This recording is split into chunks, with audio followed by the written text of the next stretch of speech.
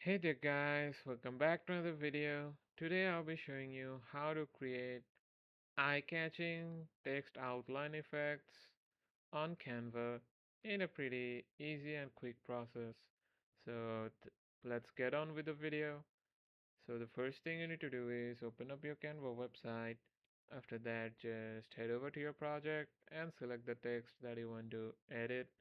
So let's just select this one. So after you select your text, just go here to effects and you will see the option for outlines here.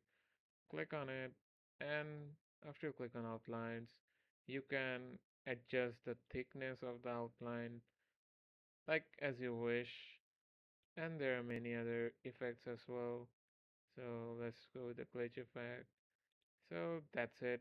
You will find all the text effects under here. So that's it with the video guys. I hope it helps you. Thanks for watching and take care.